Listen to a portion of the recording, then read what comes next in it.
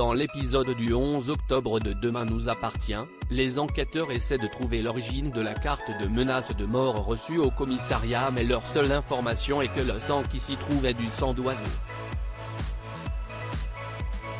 L'équipe décide de suivre la piste d'Ariel, ancienne codétenue d'Ophélie Messi, qu'ils vont chercher au port au retour du bateau sur lequel elle travaille.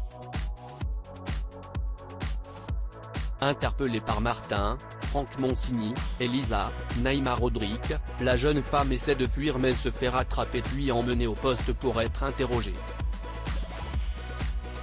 Il apparaît rapidement qu'elle blâme la police pour la mort d'Ophélie et son frère, mais aussi les complices qui les ont aidés à fuir.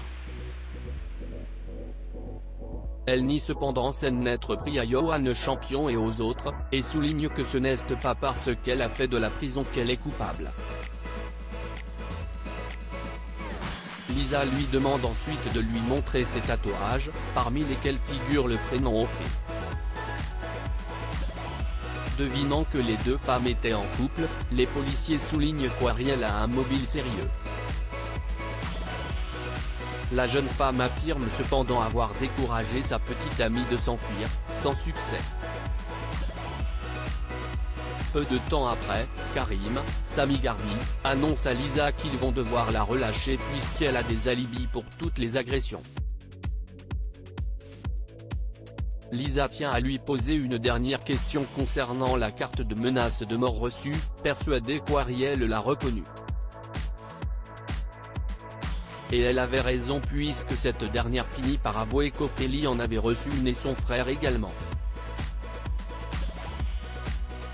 Le soir venu, Victoire, Solène Hébert, se promène dans cette et tombe par hasard sur Amanda, Marion Christman, une ancienne collègue infirmière partie vivre en Martinique après la mort d'Ulysse, Sébastien Capgras, son petit ami, tué lors de la prise d'otage au Spoon.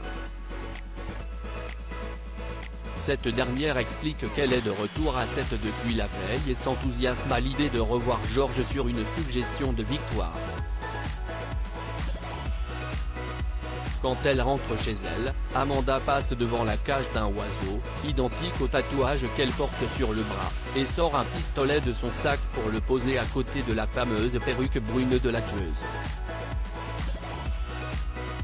Charlie découvre la surprise de François pendant ce temps à l'hôpital. Nordine rend visite à Sophie, heureuse de le voir.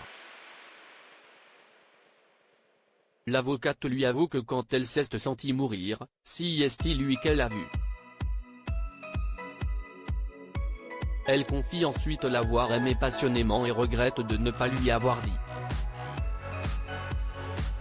Décontenancé, Nordine, Youssef Agal, explique qu'il était aussi amoureux, mais que le comportement distant de Sophie, Carole Bianic, l'a poussé à s'éloigner.